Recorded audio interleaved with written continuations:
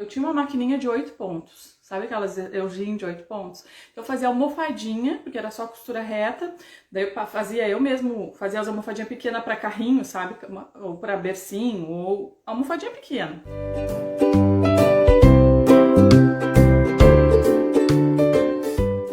Mas depois que eu comprei minha máquina, assim, que eu via, né, um ateliê, eu comecei a fazer, que eu tive a bordadeira, por exemplo, então ela foi a primeira peça que eu fiz na bordadeira, que eu bordei o nome do meu filho. E aí eu fiz a publicação e comecei a vender só necessaire. E num primeiro momento, a própria necessaire já era um desafio para mim, porque tinha costura de zíper e tinha, né, enfim, tinha que desvirar, tinha que fazer, enfim, né, já era um desafio ali para mim fazer aquela necessaire e eu fiquei vendendo necessaire muito tempo. Depois eu fui adicionando outras coisas. Eu adicionei depois a capa de caderneta, depois eu fui adicionando itens, assim, que eu conseguia, né, foram passos que eu fui dando. Eu não fui da necessaire para bolsa maternidade direto, eu fui adicionando outras peças, mas eu tinha a sensação, apesar de já estar vendendo, eu tinha a sensação que eu precisava de alguma coisa que trouxesse uma visibilidade maior para o meu ateliê. Sabe, eu fazia muita coisa miúda, coisas úteis e tudo, mas aquilo não trazia um status de ateliê, sabe? Não trazia uma visibilidade que eu queria alcançar com o meu ateliê. E eu pensava aí, comecei a pesquisar e comecei. Para mim a bolsa era um desafio, né? Era um desafio passar da necessaire para uma bolsa, mas isso aconteceu ao longo de alguns meses, tá? Fui amadurecendo essa ideia e daí eu peguei, se eu fizer bolsa maternidade, já que eu já faço essas peças para bebê, vai ser uma peça que vai chamar mais atenção, né? Uma bolsa, algo maior, uma bolsa com o nome do bebê e tal. E aí fui, né, para tentar fazer bolsa, e aí fiz uma bolsa pequenininha para dar de presente para uma amiga, né, um chá de bebê. E as medidas não batiam, e eu não conseguia, eu ainda não sabia naquela época ajustar e modelar e tudo, e foi um desafio, gente, foi um desafio tão grande. Quando a gente tá começando, né?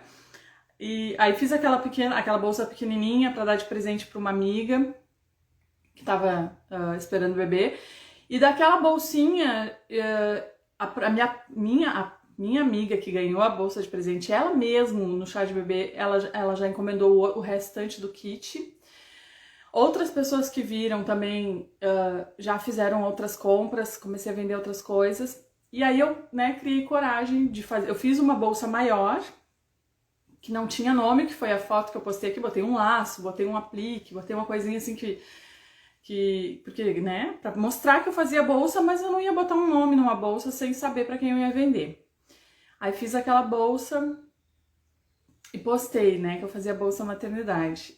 E, gente do céu, eu vendi aquela bolsa na mesma hora que eu postei. Aquela bolsa do laço, aquela bolsa que tinha os sapatinhos, mesmo sem ter nome, eu vendi aquela bolsa.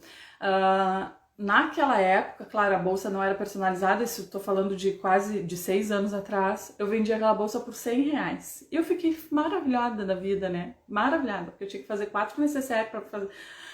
Embora assim, ó, é complicado isso, né? Porque 4 necessaires, eu produzo 4 necessaires. Na época eu vendia por 25 e eu produzo 4 necessaires mais rápido do que eu produzo uma bolsa. Mas a bolsa tem um outro status, né? Tem um outro. Eleva, né? E dali depois eu comecei a fazer outras bolsas, foi devagarinho, mas começou a entrar os pedidos de bolsas. E a bolsa, em poucos meses, a bolsa se tornou o carro-chefe do meu ateliê. E aquela sensação que eu tinha de precisar ter um produto que fosse um produto que elevasse o status do meu ateliê deu certo, né? Porque as pessoas começaram a me conhecer porque eu fazia bolsas maternidade personalizada. E eu acabava, óbvio, vendendo os outros itens, né, de passeio, os utilitários de passeio, junto com a bolsa.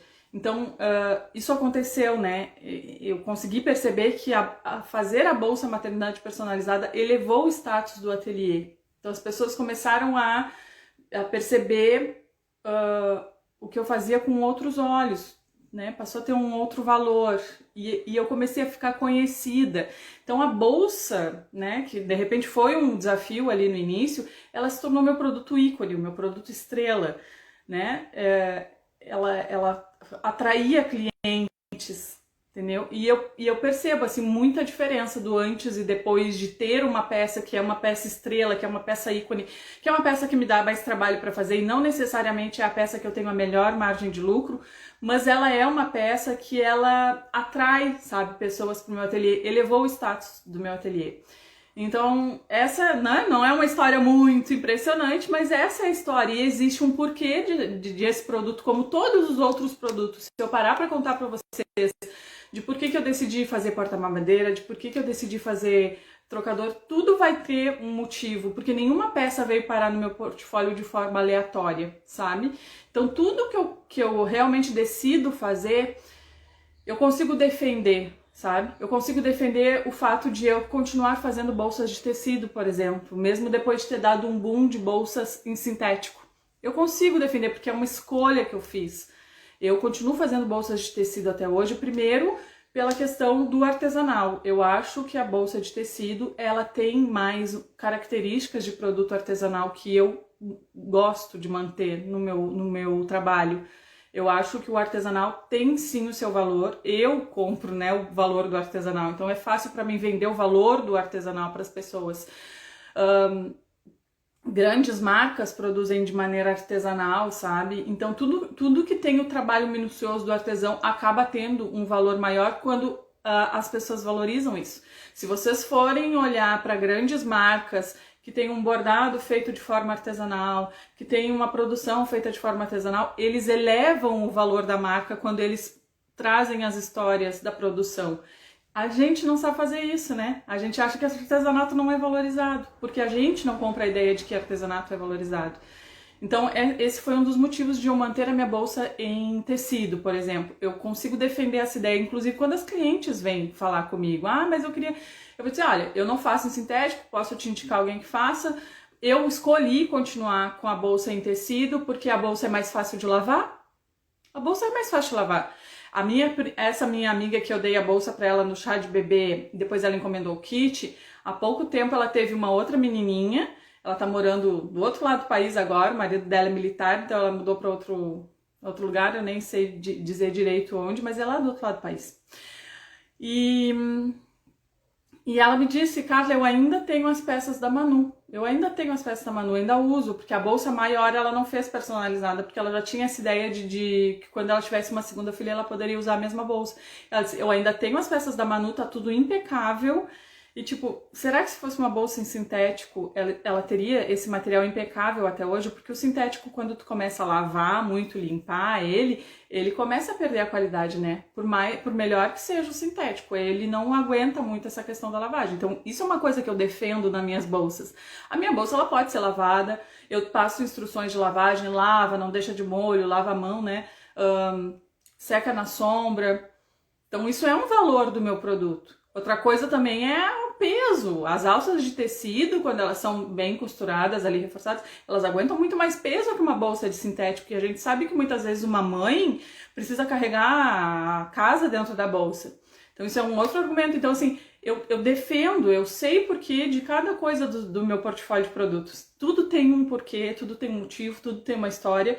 E eu consigo comunicar isso para o meu cliente. Se o cliente, né, realmente não quer, não, Carla, eu não quero, eu sonho em ter uma bolsa, beleza, eu consigo lembrar, acho que de uns 2 ou 3 casos no máximo de pessoas que não compraram a bolsa porque não eram de sintético, mas aí tudo bem, né, cada um tem a opção de escolher o produto que realmente prefere, né, mas não foi uma coisa que prejudicou minhas vendas, por exemplo, porque parece hoje em dia que as pessoas falam assim,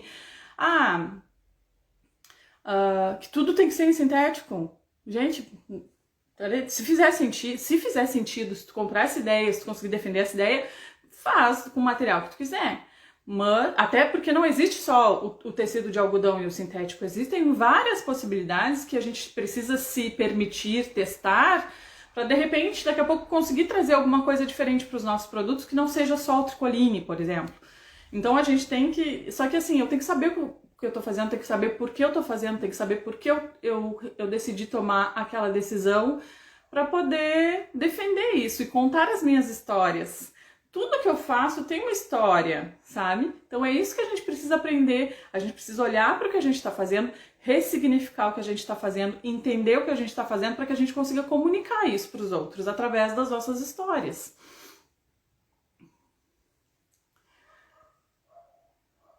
Eu faço sim, faço as bolsas na máquina doméstica. Eu tenho 2 máquinas domésticas, uma Brother e uma Janome.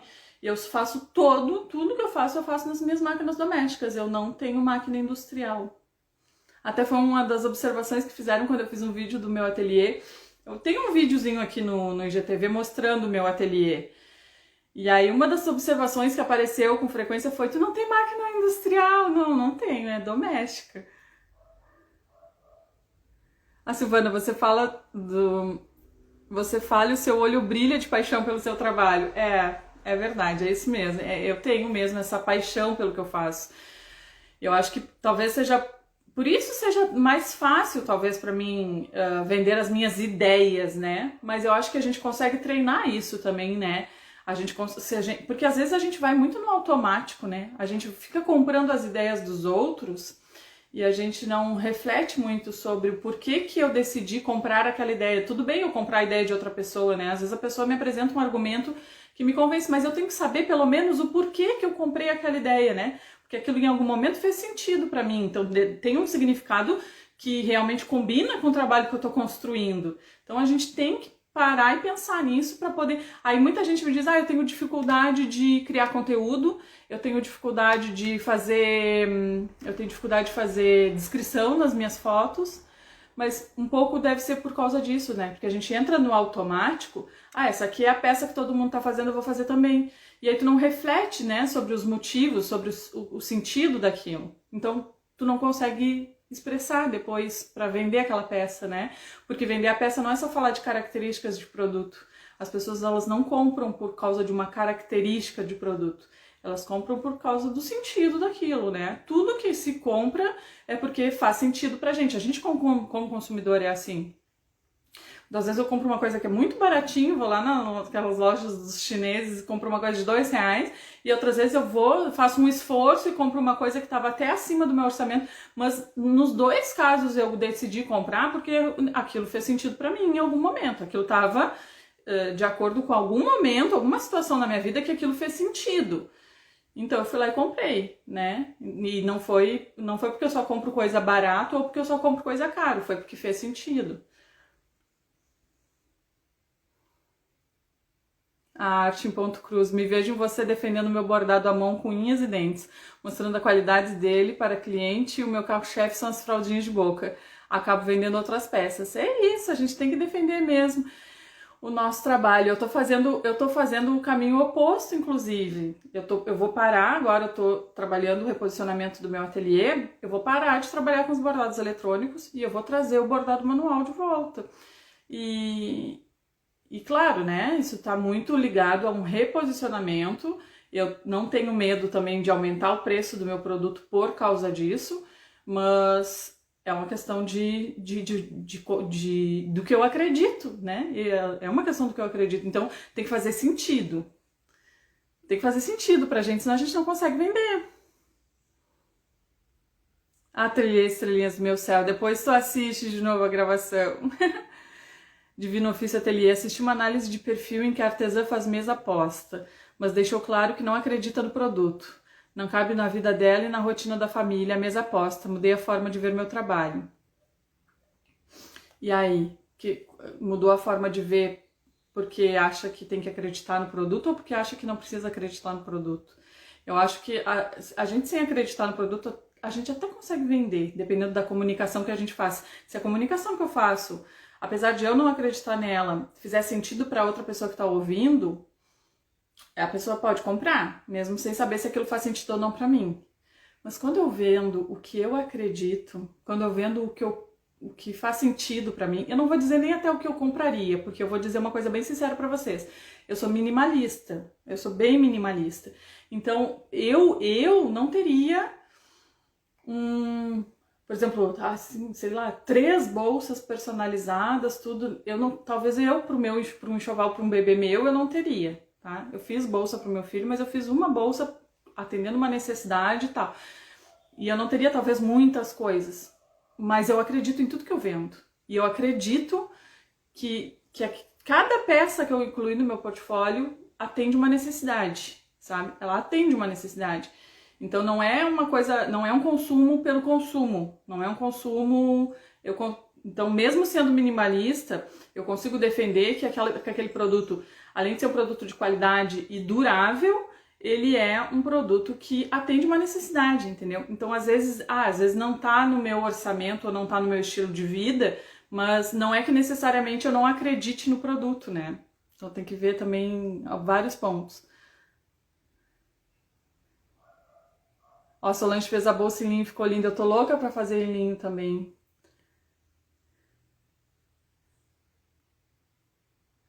Ah, gente, então tá.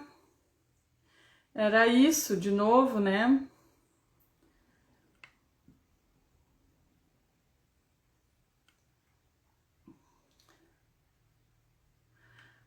Deixa eu ver.